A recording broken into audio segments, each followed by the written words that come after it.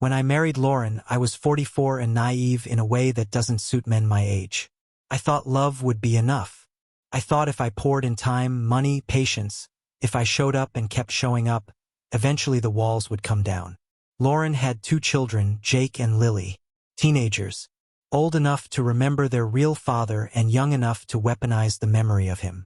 I met them 3 years after the divorce. Jake was already driving. Lily was in middle school, all sharp elbows and sarcasm. Their father still lived in the city, 5 exits down the freeway, just far enough to be unreliable, just close enough to stay relevant. At our wedding, Jake didn't speak. He wore a wrinkled dress shirt and refused to look at me during the ceremony. Lily took photos for her social media but never smiled. Lauren said, "They'll come around. It's just new." But that was 2 years ago. They haven't come around. And I've stopped believing they will. Still, I tried. God, I tried. Jake wanted a car. I bought him a used Civic with decent tires and a clean engine. I paid for the insurance and the registration. I even took a Saturday to drive it to the DMV, waited in line while he texted in the corner. No thank you. Not even eye contact. Lily broke her phone screen on a field trip. She was crying when she came home, more over the phone than the fall. I replaced it the next day. Lauren told me I didn't have to, but she didn't stop me either. Lily peeled the box open like it was her birthright and disappeared into her room. I didn't hear a word of thanks. Wi-Fi? On me. Netflix, Hulu, Disney+, Spotify, my accounts, my passwords. I set up a family plan because Lily didn't like the ads and Jake said his playlist was essential for his mood. Every month the bills came. Every month I paid them. And every month I told myself it was an investment. A long-term one. Jake wanted to join a fitness program at school. Weight training. Something he said was life-changing. I signed the forms and covered the fees. When he tore his sneakers, I bought him new ones. Lily wanted to try digital art, expensive tablet, monthly app subscription. She posted her first drawing and got 100 likes. Lauren showed me the comments like it was a family victory. But when I asked Lily if she'd like to take a class, she just shrugged. I'll think about it. They never said no. But they never said yes either. Everything I offered disappeared into that void between obligation and indifference. I told myself, this is fatherhood. The invisible kind. The kind where you're not seen, just used. I worked long hours to keep everything running. Lauren worked too, but it wasn't the same. She covered groceries, sure. The occasional Target run. But when it came to the backbone of the house, the structural things that made their lifestyle seamless, that was me. Internet outages? I handled the tech calls. Medical bills? My insurance. The car? My name on the lease. Even the heating bill, that silent monster in January, came from my account. And nobody noticed unless it stopped working. Sometimes I felt like a hired man in my own home. A private contractor who happened to sleep beside their mother. Dinner was the worst. We'd sit at the table, me, Lauren, the kids, 4 plates for phones. I'd ask questions, try to make conversation. How was practice? How's school? What's new with your friends? I asked out of genuine interest, but every reply was clipped. One-word answers, shrugs. Eyes never lifted from screens. Sometimes I'd try a joke. Silence. Other times, Lily would sigh loud enough to fill the room. Jake would just get up and walk away when he was done eating. No one stopped him. Lauren never said much. She'd smile weakly or change the subject. Don't push, she'd whisper later in bed. They're teens. This is what teens do. I wanted to believe her. I really did. But the cracks were everywhere. Jake started making comments under his breath. Nothing explosive, just passive jabs. Well, my real dad lets me. Or, that's not how my dad does it. The word real always carried weight. Like I was artificial. Temporary. A stand-in with a wallet. Lily didn't even bother with jabs. She just excluded me. She'd plan things with Lauren. Shopping trips, movie nights, and I wouldn't be invited.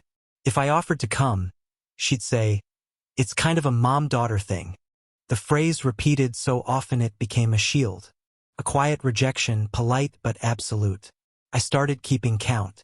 Not out loud, not even in writing. Just in my head. All the things I did. All the things I paid for. All the hours I gave. I built a mental ledger, not out of resentment at first, but out of desperation. I needed to believe the scales would balance eventually. That there'd be a moment, some future evening, where Jake would look me in the eye and say, "Hey, thanks." Where Lily would invite me to one of those mom-daughter things and maybe even mean it. But that moment never came. I tried talking to Lauren. Not in anger, just quietly when the kids weren't around. I'd say things like, "Do you think they'll ever accept me?" Or, "Do you think I'm doing too much?" She'd always deflect. "They're still adjusting," she'd say. "It takes time." But time was the one thing I was already spending. 2 years in and I was still waiting. It wasn't the money that hurt. It was the silence. The cold, steady drip of being unwanted in a place I'd built with my own hands. One night I came home late. I had stopped by the store to pick up groceries. Lauren had texted me a list. When I walked in, the house was dark except for the glow of their screens. Jake was in the living room with headphones on. Lily was on FaceTime in the kitchen, her voice low and private. Lauren wasn't home yet. As I unpacked the bags, I heard Lily say, "He's not really our dad. Like, technically, he's just my mom's husband. It's not like we owe him anything." There was a pause, then laughter, hers and whoever was on the other end. She added, "Besides, TikTok says stepdads shouldn't act like real dads. It's like overstepping." The words hit harder than they should have. I wasn't even angry, not right away. Just empty, numb. Like someone had confirmed what I already feared. That I didn't belong. Not really. That no matter what I gave, time, money, support, I would always be the extra piece. The invisible man with the invisible cost. I didn't say anything that night. I finished unpacking the groceries, left the receipt on the counter, and went upstairs. In the mirror, I looked at my own face. Older now, lines deeper, eyes duller. I thought about the Civic in the driveway, the digital art subscription, the Wi-Fi, the streaming plans, the private music lessons, the field trips, the endless support that arrived without thanks and vanished without trace. I thought about all of it. And for the first time, a question took root that I couldn't ignore. What if I stopped? I didn't say anything the night I heard Lily's voice in the kitchen, whispering about how step-parents shouldn't act like real parents. I didn't make a sound as she laughed and reinforced the hierarchy she'd internalized from strangers online. A TikTok-fueled doctrine that reduced my presence to one function. Bank account. I went to bed quietly. She never knew I was listening. But something inside me turned that night. Not like a snapped thread. More like a bolt shifting in the frame of a house. You don't notice it at first. But after a while, the doors stop closing properly. The floor creaks in a way it didn't before. The next morning, the floor creaked differently. At breakfast, Jake barely looked up from his phone. "We're out of oat milk," he muttered. Lily was scrolling through Instagram. "Can you put it on the grocery list?" she asked, without glancing up. No good morning. No acknowledgement. Just requests, instructions, really. I waited for Lauren to say something, to remind them that this wasn't a drive-through, that I wasn't hired help. But she just smiled faintly and tapped her mug against mine. "They've got finals coming," she said, like that excused everything. I nodded and sipped my coffee. I was already thinking about the call I'd overheard, about how casually Lily had dismissed me, about the satisfaction in her voice when she said, "He's just my mom's husband," just as if I were an accessory. It wasn't an isolated moment. Later that week, I came home early from work. I had finished a major project and thought maybe I could take Jake out for dinner. One-on-one. I remembered how much I craved that kind of thing with my father when I was a teenager, a burger, a movie, just some male attention that didn't come with a lecture. But when I got home, I found Jake in the garage with one of his friends, Tyler. They were leaning over the Civic, the one I'd bought and maintained, talking about new rims and underglow lights. Jake saw me and didn't even pause the conversation. "I'm thinking of asking my dad," he said to Tyler. "He might go half if I say it'll help resale value." He meant Todd, his real dad, the man who had missed birthdays and forgotten parent-teacher conferences. The man who hadn't paid child support in 6 months. The man who hadn't contributed a single dime toward the Civic, or the tires, or the tune-ups, or the gas card Jake used each month. I stood there for a moment, invisible in the open doorway. Tyler glanced at me. "Isn't that your stepdad?" he whispered. Jake smirked. "Yeah, but he doesn't really get a say. He just pays for stuff." They both laughed. I walked away without a word. I didn't eat dinner that night. Lauren asked if I was okay. I said I was tired. She touched my shoulder like that counted as concern, then went upstairs to help Lily with her math homework, a subject I once offered to tutor her in. She had said, "No offense, but I'd rather ask Mom." The slow erosion of respect had become a landslide. They weren't just indifferent now.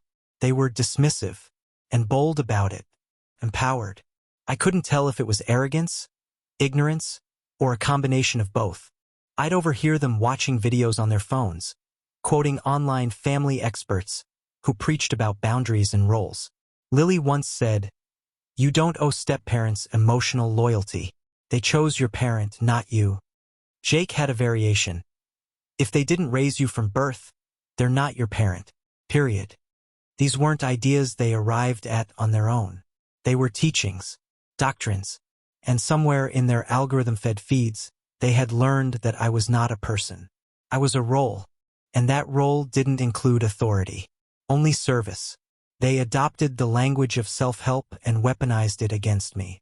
Once, I told Jake to be home by midnight. He blinked at me and said, "You don't get to set rules.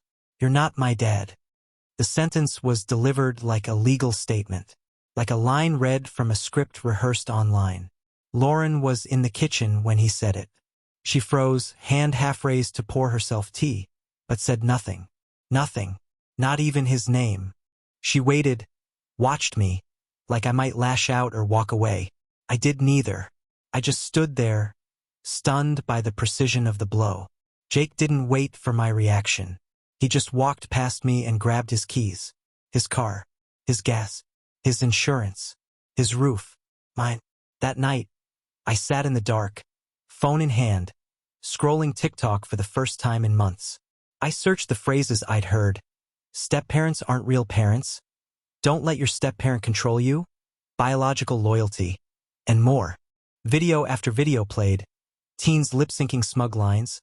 Therapists explaining step-family dynamics. Influencers advising kids to keep emotional distance from step-parents. I wasn't imagining it. There was a whole ecosystem built to support the narrative that I didn't belong. They had found their scripture, and they followed it like gospel. The next day, I told Lauren we needed to talk. Just us. We sat in the living room, the same couch I'd picked out, the same living room I'd painted, furnished, lit, wired, cleaned. I didn't raise my voice. I just laid out what I'd heard. Lily's late-night whisper about how I had no real say. Jake's line about not my dad. Their tone, their posture, their complete rejection of my authority. "I'm not asking to be their father," I said. "But I'm not going to keep playing this game where I provide everything and get treated like the help." Lauren looked tired. She rubbed her temples and said, "They're teenagers, James. You're taking this too personally." "Because it is personal," I replied. She hesitated. "They're just going through a phase." "No, this isn't a phase. It's a belief system. They've decided I don't matter except when they need something." Lauren exhaled, long and slow. "What do you want me to do? Force them to love you?" "No," I said. "But you could stop letting them pretend I'm irrelevant while living off my wallet." She didn't respond right away, just sat there, lips tight. Eventually, she muttered, "I didn't know it was this bad." That sentence, "I didn't know," enraged me more than anything Jake or Lily had said.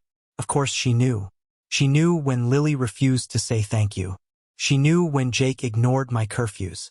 She knew when she had to translate my instructions like I didn't speak the right language. She knew. She just chose not to act. That's when I knew I was alone in this. Not just unsupported, unacknowledged. I stood and walked to my office, closed the door, opened the budget spreadsheet I kept hidden in a folder named Admin. I went line by line. Jake's car payment, $320 per month. Insurance, $186. Gas card, $150. Lily's art subscription, $35. Phone plans, $140 for all four of us. I paid the bill. Spotify family plan, $15. Streaming, $50. Groceries, $800 per month. Wi-Fi, $110. School trip funds, $200 last month. Soccer league fee, $120. Each line was a reminder.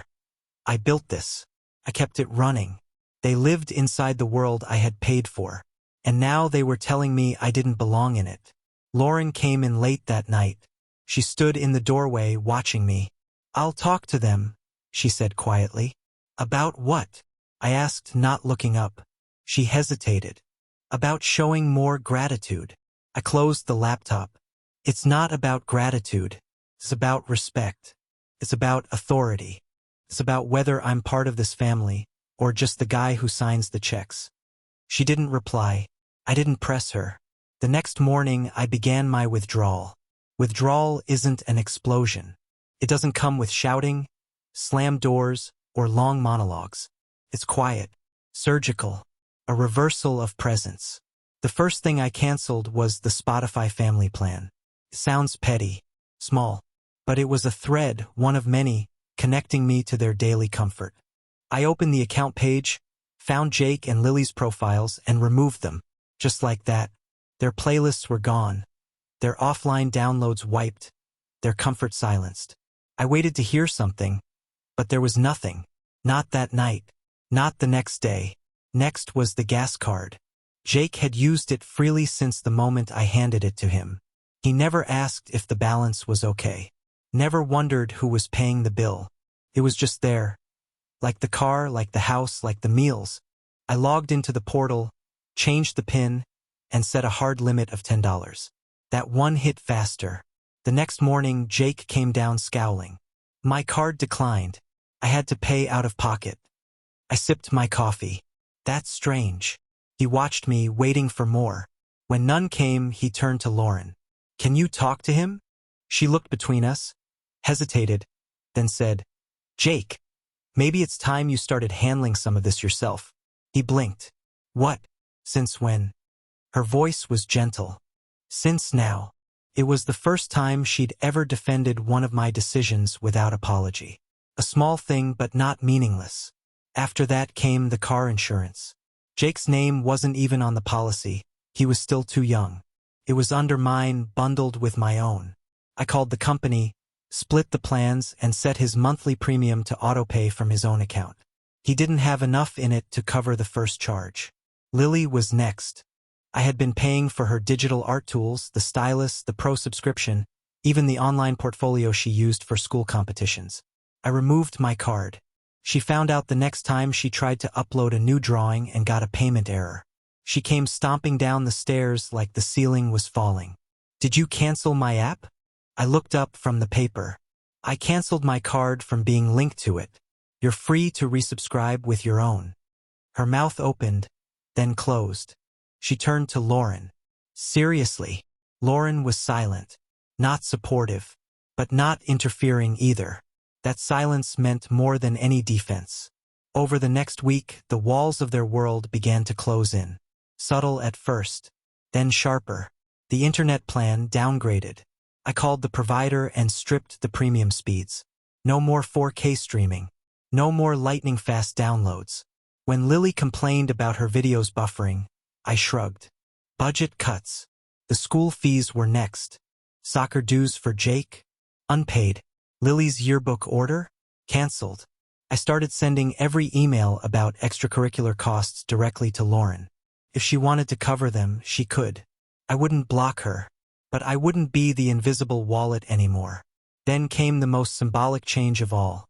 The passwords. Netflix, Hulu, Disney Plus. All changed. I didn't tell anyone. Just waited. That night, Lily marched into the kitchen, her voice sharp. "Why can't I log in?" Jake followed, holding his phone like it had betrayed him.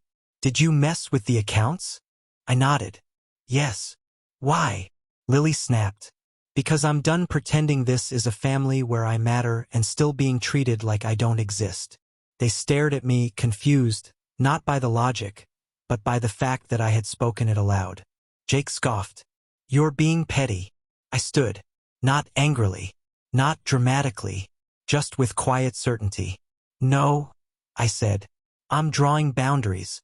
You've made it clear I'm not your parent. You've made it clear you don't answer to me. That I'm not part of your decision-making tree. That my rules don't apply. Fine. Then neither does my money. Jake looked stunned. So you're punishing us? No, I said again. I'm listening. That was the sentence that silenced him. Because he knew it was true. This wasn't revenge. This was recognition. He had told me who I was. Lily had told me who I was. The internet had backed them up. And for once, I believed them. Lauren pulled me aside that night. Her voice was low. Maybe this is going too far. I looked at her, tired. Too far is 2 years of being treated like a stranger while carrying half their lives. Too far is letting them live off my labor while rolling their eyes at my authority.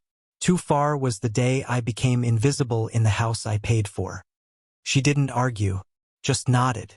That was all the confirmation I needed. From that point forward, I ran everything through a new lens. Would I pay this for a stranger who showed me this level of disrespect?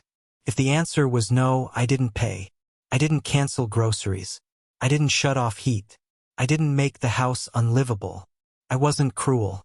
But I cut every expense that was a luxury, every single one that leaned on the assumption that I would give without being acknowledged. Jake came home late that weekend. He walked into the living room, headphones around his neck, arms crossed. My dad says you're being manipulative. I didn't look up. Your dad hasn't made a payment in 6 months. He said you're just trying to buy control. I folded the paper. Funny. I thought I was buying peace and quiet. Jake clenched his jaw. You're not my real father. I know. The words hung between us like smoke. I stood and walked past him. That's the point. Upstairs, I found Lauren sitting at the edge of the bed. Her hands were folded in her lap. I want to support you, she said. But they're hurting. I sat beside her. So am I. She looked down. What's the end goal here? I don't know, I admitted. But I can't keep playing the role of provider and outsider at the same time. We sat in silence. Jake and Lily didn't say much for the next few days. Not to me, not to each other. They were recalibrating, trying to figure out if the world they lived in would hold without my invisible scaffolding. It wouldn't, and they were beginning to see that. One night, Lily stood in the doorway of my office. She didn't come in. She just stood there, arms folded tight. You really turned off everything? Yes. She stared at the floor. Even the art stuff? Yes. A pause. It was helping. I nodded. Then maybe it's worth paying for yourself. She didn't reply. She left. The next morning, I saw her applying for a part-time job on her laptop. No one said anything, but I saw it, and it mattered. Later that week, Jake's Civic broke down. Something with the radiator. He tried to fix it himself but made it worse. He asked Lauren to call the mechanic. She told him to ask me. He didn't. The car sat for 3 days. Eventually, I got a Venmo request from him, $40, help with tow truck. I denied it. With a message. I'm happy to help when we're on the same page about respect. He didn't reply, but that night he stayed home. No car, no freedom. He sat at the table for dinner, ate silently, stayed after. He asked me, halfway through a bite of chicken, how do you know when to change oil? I looked up. Every 5,000 miles, I said. Or when the dashboard tells you. He nodded. That was it. But it was something. These weren't apologies. Not yet. These were shifts. Tremors. Evidence that the withdrawal had broken through the delusion. The idea that I would always be there, silent and giving, regardless of how they treated me. They had tested the limits. And they had found them. Now came the fallout. And maybe, just maybe, the rebuilding. The first real consequence came 2 weeks into the withdrawal. Lily missed a field trip. It was a modest cost, $75 for a museum bus ride and lunch, the kind of expense that used to vanish into the background noise of my bank statements. But this time, the permission slip came home and signed. Lauren placed it on the kitchen counter like she always did. No mention of who should pay, no note, just the silent expectation that I would see it and act. I left it untouched. 2 days later, the deadline passed. The spot was gone. Lily came home furious. "Why didn't anyone pay for the trip?" she snapped, slamming her backpack down. I looked up from the kitchen table. "You never asked." She rolled her eyes. "I left the form. And I left it there." She looked to Lauren. "Seriously? You're just letting him ruin everything?" Lauren didn't answer, just kept rinsing dishes. Lily stormed off. Upstairs, her door slammed. I didn't flinch. The second consequence came in the form of a phone call. Jake's soccer coach. His voice was awkward, uncertain. "Hey, just wanted to let you know that Jake didn't show up to registration. Missed the cutoff. We tried reaching out." Lauren had deleted the email by mistake. She thought I had paid already. I hadn't. I wouldn't. The registration fee was $200. It was one of the first items I removed from the budget when I started reevaluating our household's economy, not just in money, but in respect.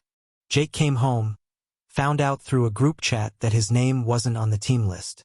His face when he read the message, that was the first time I saw real fear in him. Not rage, not entitlement, fear. The realization that a door had closed and there was no one standing behind it to hold it open. He confronted me after dinner. Not shouting, just sharp. "You knew," he said. "Yes.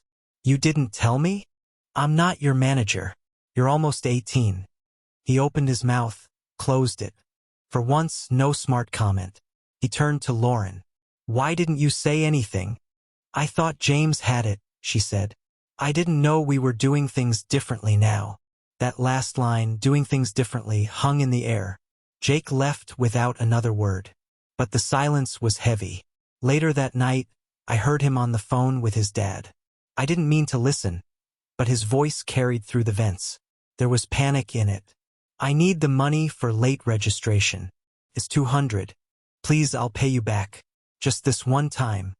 A long pause. Then, "Yeah, I figured." Click. He didn't bring it up again. The third consequence was the internet. Not just buffering now, full dropouts.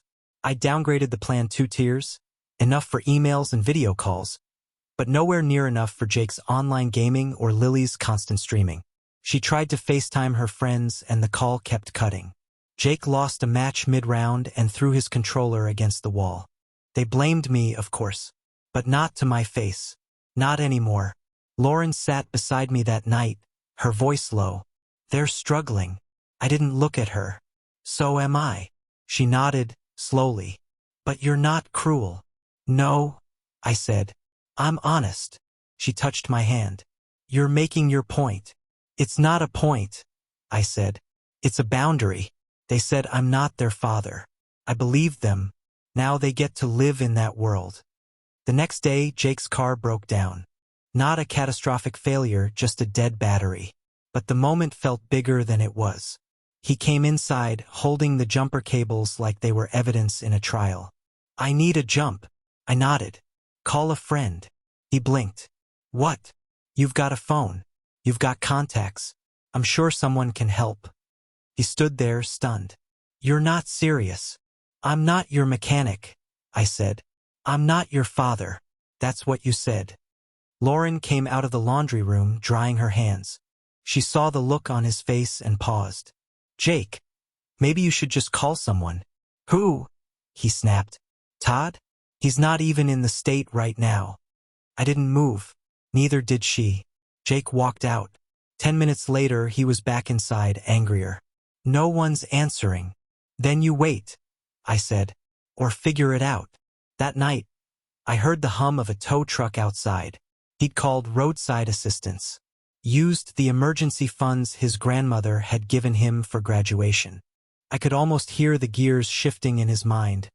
Not just in the car, but in his understanding of the world. Resources weren't infinite. Support had a cost. He had spent his allowance of contempt. The next morning, the fourth consequence came quietly. Lily's art app wouldn't open. She brought her tablet to me without a word, holding it out like a broken offering. It's asking for payment again. I glanced at the screen. That's how subscriptions work. She didn't say anything. You can add your own card, I said. Her voice was barely a whisper. I don't have one. You can ask your mom. She turned and walked away. Later that week, she applied for a job at the local cafe. I found the resume she'd printed, left on the table by mistake. It was short. School activities, volunteer work. Under references, she listed Lauren. And me. She didn't say anything about it. Just slipped the paper into her backpack and left. The fifth consequence wasn't financial. It was emotional. I came home one night and found Lauren on the couch, alone, her face pale. She was holding her phone, eyes wide.